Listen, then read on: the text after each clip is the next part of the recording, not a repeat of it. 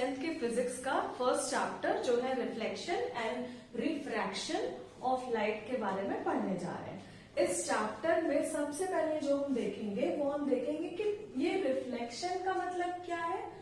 एक छोटे से हिंट के तौर पे हम देते हैं कि अगर कोई लाइट आए और उसी मीडियम में वापस लौट जाए तो हम क्या कहेंगे कि हमारा क्या हो रहा है, रिफ्लेक्शन हो रहा है। ये मेन चीज, जहां भी आप रिफ्लेक्शन देखेंगे, जितना भी टर्म इस चैप्टर में आप रिफ्लेक्शन के लिए पढ़ेंगे, उसमें सबसे पहली चीज ये देखेंगे कि अगर लाइट आ रही है तो वो उसी मीडियम में वापस लौट जा रही है। उसी मीडियम का मतलब क्या है, अगर लाइट एयर में ट्रेवल कर रही है और किसी स्मूथ शाइनी सरफेस पर स्ट्राइक कर रही है तो उसी मीडियम में वापस चली जा रही है। ये हमारे बेसिक एकदम छोटी सी चीज है जो कि किसके लिए है, रिफ्लेक्शन के लिए है। और रिफ्रैक्शन में क्या होगा, रिफ्रैक्शन में जब लाइट की रे आएगी वो उसी मीडियम में ना जा करके दूसरे मीडियम में पेंट्रेट कर जाएगी और पेंट्रेट करने के बाद वो अपने डायरेक्शन को चेंज कर लेगी।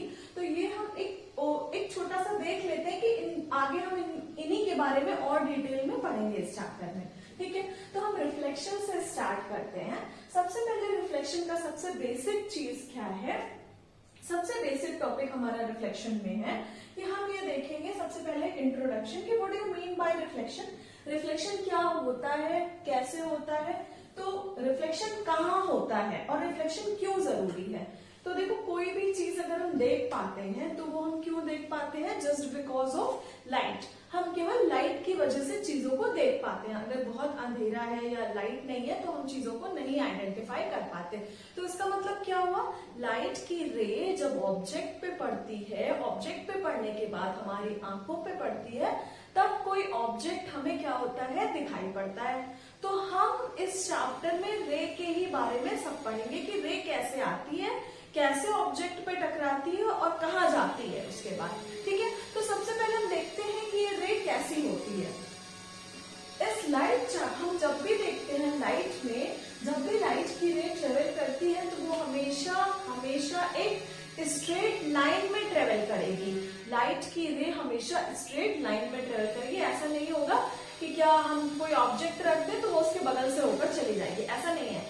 क्या होता है, हमेशा अगर हम देखें तो लाइट की रे अगर उसके पाथ पे हम कोई ऑब्जेक्ट रख दें तो उसका शैडो फॉर्म हो जाता है। तो ये हम लाइट के बारे में ऑलरेडी बचपन से पढ़ते आ रहे हैं ये सारी चीजें, तो हमें ये बहुत अच्छे से पता है कि अगर लाइट की रे हमेशा कैसे ट्रेवल करती है, इन अ स्ट्रेट लाइन। तो इसी फेनोमेना को लेते हुए इन्होंने क्या करा कि लाइट की रे, अब देखते हैं यहाँ पे तो लाइट की रे बेंड हो रही है, तो इसका मतलब क्या, कहीं कहीं लाइट की रे बेंड हो सकती है। तो कहाँ लाइट की रे बेंड हो सकती है और उस प्रोसेस को क्या कहते हैं, जब लाइट की रे बेंड हो जाती है उसी प्रोसेस को हम रिफ्रैक्शन कहते हैं। तो चलिए स्टार्ट करते हैं हम अपना फर्स्ट टॉपिक रिफ्लेक्शन चैप्टर का, लाइट चैप्टर का, reflection. What is reflection. So this is the smooth surface. चलो हम क्या ले लेते हैं, एक स्मूथ सरफेस ले लेते हैं या एक मिरर ले लेते हैं। ठीक है, अब हमने एक मिरर ले लिया। अब हमें क्या करना है, मिरर पे क्या स्ट्राइक करेगी, मिरर पे एक लाइट स्ट्राइक करेगी। तो लाइट की रे, ऐसे तो बहुत सारी लाइट की रे आती है, लेकिन जब हम किसी पर्टिकुलर लाइट की रे के बारे में बात कर रहे होते हैं तो हमें हमेशा 2 रे या 1 रे कंसिडर करके चलना पड़ता है, क्योंकि चीजों को हमें एक्सप्लेन करना है। तो हम क्या करते हैं, हम कंसिडर करते हैं कि एक लाइट की रे कोई यहाँ आकर के स्ट्राइक कर रही है। थोड़ा और बड़ा इसे बना लेते हैं। ठीक है, अब हम क्या देख रहे हैं कि एक लाइट की रे हमारी यहाँ आकर के स्ट्राइक कर रही है। फिर क्या हुआ, जब यहाँ आके स्ट्राइक की उसके बाद क्या करेगी, वो इधर कहीं वापस लौट जाएगी, क्योंकि हमें पता है कि रिफ्लेक्शन में लाइट जिस मीडियम में आती है उसी मीडियम में वापस चली जाती है। मीडियम का मतलब जिसमें चीजें ट्रेवल करती हैं। जैसे एयर है, लाइट कहाँ ट्रेवल कर रही है, एयर में ट्रेवल कर रही है, एयर में ही ट्रेवल कर रही है, शीशे पे टकरा के एयर में ही वापस चली जा रही है। तो इन दोनों के बीच हम लोग एक इमेजिनरी लाइन ड्रॉ कर देते हैं और इस इमेजिनरी लाइन को हम कहते हैं नॉर्मल। क्लियर। एंड जो रे हमारी आके स्ट्राइक कर रही है उस रे को हम कहते हैं इंसिडेंस रे। अब ये जो इंसिडेंस रे नॉर्मल से जो भी एंगल बनाएगी उस एंगल को हम कहेंगे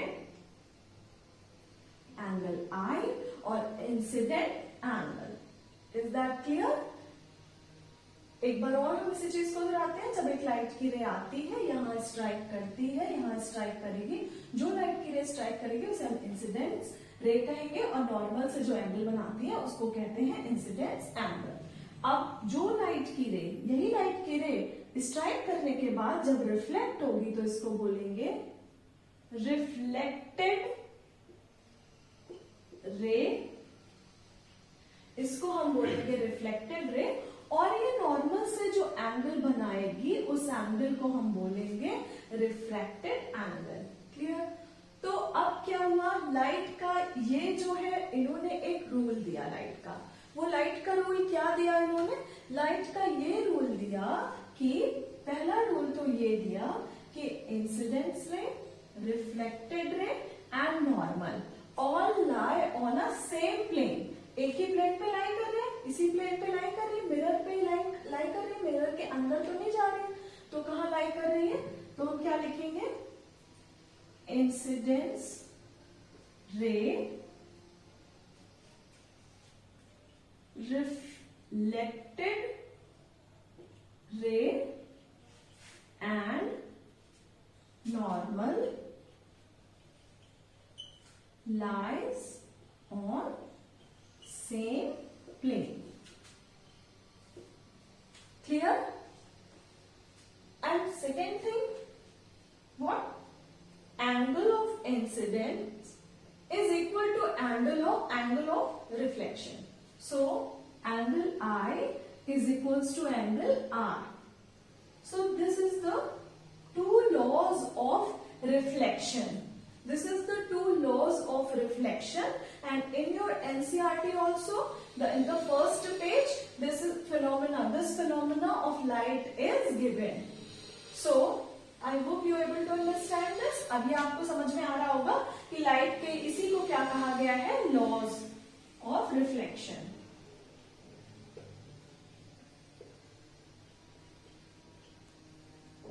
रिफ्लेक्शन, तो ये हमारा क्या हो गया? रिफ्लेक्शन का लॉ हो गया। ठीक है, अब ये समझ में आ गया आपको कि लाइट रिफ्लेक्ट करती है, उसी मीडियम में जाती है। ये रिफ्लेक्शन का था। ये हमने किस पे देखा था रिफ्लेक्ट करा के? ये हमने एक मिरर पे देखा था रिफ्लेक्ट करा के। और मिरर कैसा था हमारा? प्लेन मिरर था। प्लेन मिरर जो आपके घर में मिरर होता है, that is the plane mirror. तो वो प्लेन मिरर पे हमने लाइट रिफ्लेक्ट करा के देखा, तो ऐसी कुछ कंडीशन बन रही थी। अब हम क्या करेंगे? इसी मिरर को थोड़ा कर्व्ड कर देंगे, इसी मिरर को थोड़ा कर्व्ड कर देंगे। तो अब कैसे कर्व्ड करेंगे ये मिरर? तो इस मिरर को कर्व्ड करने के लिए हमें कुछ चीजें करनी पड़ेंगी। अब हम इस मिरर को कर्व्ड करने के लिए, देखिए अब मिरर हम वो कर्व्ड वाला कैसे तैयार करते हैं?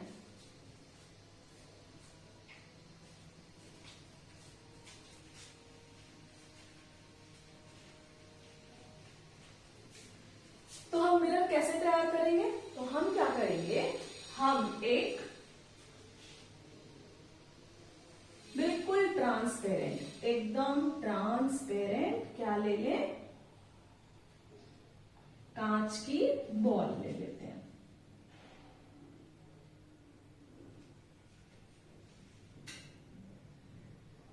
हम एक बिल्कुल ट्रांसपेरेंट कांच की बॉल ले लेते हैं। वो कांच की बॉल कैसी थी? बिल्कुल ट्रांसपेरेंट थी, जिसको आर पार जो है देखा जा सकता था। लेकिन हमें क्या बनाना है? हमें बनाना है मिरर, जिसके हम आर पार ना देख सके। तो अब ये जो कांच की बॉल है, इसको हम क्या करेंगे? इसको हम दो पार्ट में कट कर लेंगे। ठीक है, दो पार्ट में कट करके हमने इसका ये वाला हिस्सा हटा दिया। अब हमें कुछ ऐसा स्ट्रक्चर मिलेगा।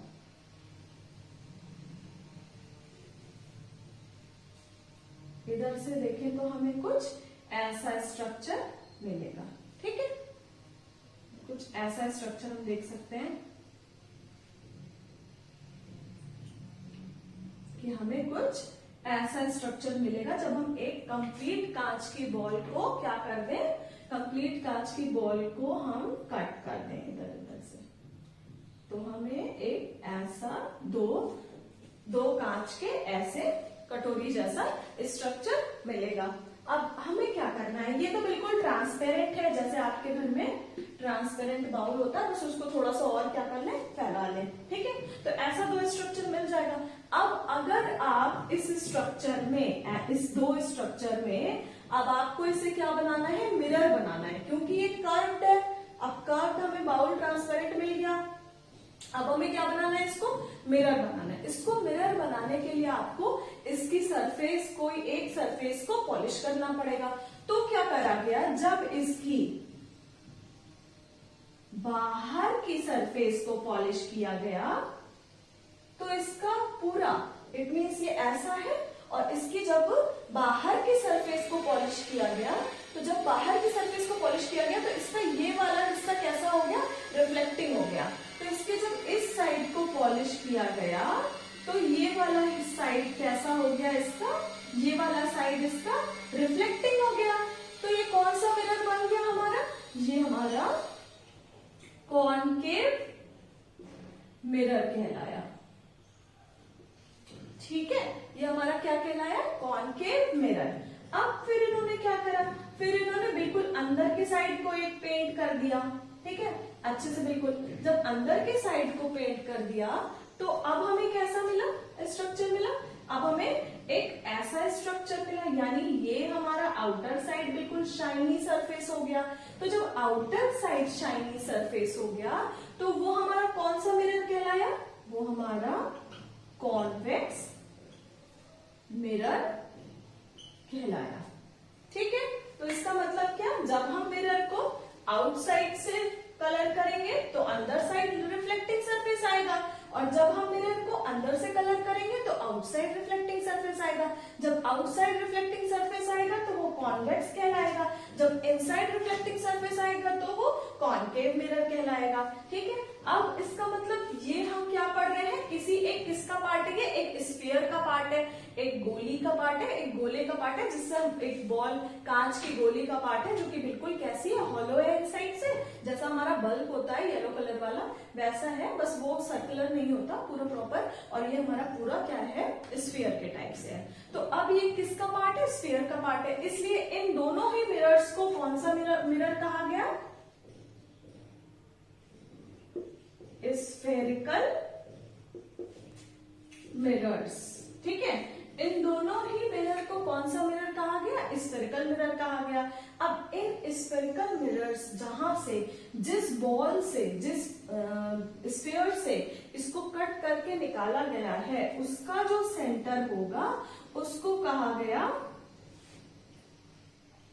Centre of curvature. जिस मिरर के सेंटर से, जिस स्फीयर से इसे निकाला गया कट करके, उस स्फीयर का जो सेंटर होगा उसको कहा गया सेंटर ऑफ कर्वेचर। अब इसके जो ये पार्ट है, ठीक है, जो अब हम क्या करें, ऐसे देखें तो जो ये वाला पार्ट है, यहाँ का जो सेंटर है, तो यहाँ का जो सेंटर आया उसको कहा गया पोल, ठीक है। इसको कहा गया सेंटर ऑफ कर्वेचर, इसको कहा गया पोल, और इन दोनों का ही जो मिड पॉइंट आया उसको कहा गया फोकस, ठीक है। तो अब हम कह सकते हैं, और ये हमारा क्या है, ये जो यहां से यहां तक लाइन जो ज्वाइन करती है उसको कहा गया प्रिंसिपल एक्सिस। इसको क्या कहा गया, प्रिंसिपल एक्सिस, ठीक है। तो ये हमारा क्या हो गया, प्रिंसिपल एक्सिस हो गया, ये हमारा पोल हो गया, ये हमारा सेंटर ऑफ कर्वेचर हो गया। अब हम क्या लिख सकते हैं, देखो ये हमारा मिड पॉइंट है, यहां से यहां तक को हम सेंटर ऑफ कर्वेचर भी बोल सकते हैं, या हम एक और चीज बोल सकते हैं, यहां से यहां तक के डिस्टेंस को हम बोल सकते हैं रेडियस ऑफ कर्वेचर। तो रेडियस ऑफ कर्वेचर को हम आर से भी डिनोट करते हैं। तो रेडियस ऑफ कर्वेचर यानी प्रिंसिपल एक्सिस जो है वो हमारा क्या, यहाँ से यहाँ तक का डिस्टेंस है, यहाँ से यहाँ तक के डिस्टेंस को हम क्या कह सकते हैं, radius of curvature. And radius of curvature को हम कैसे डिनोट कर सकते हैं, यानी रेडियस ऑफ कार्वेचर हमारा हो जाएगा 2 ऑफ एफ, टू फोकस। कैसे, देखो यहां से यहां तक हमारा रेडियस ऑफ कार्वेचर है, यहां से यहां तक एफ है, एक बार एफ है, और यहां से यहां तक भी एफ। क्यों, क्योंकि ये डिस्टेंस और ये डिस्टेंस बराबर है। अगर हम इसे एफ कहेंगे तो हम इसे भी एफ कह सकते हैं। तो इसका मतलब हम क्या करें, आर को हम क्या लिख सकते हैं, यहां से यहां तक के डिस्टेंस को हमने आर कहा, और आर किसके इक्वल है, एक बार एफ और 2 बार एफ के इक्वल है। तो हम ये कह सकते हैं यहां से, ये बिल्कुल क्लियर है। ठीक है, अब हम क्या करते हैं, तो ये हमने देखा कि स्फेरिकल मिरर्स कैसे होते हैं, 2 टाइप का होगा, कॉनकेव मिरर और कॉनकेव मिरर और कॉन्वेक्स मिरर। ठीक है, अब उसके हमने कुछ प्रॉपर्टीज, बेसिक टर्म्स हमने कुछ इसके पढ़ लिए। अब हम नेक्स्ट अपना देखते हैं कि ये जो स्फेरिकल मिरर है हम क्यों पढ़ रहे हैं, किस लिए पढ़ रहे हैं।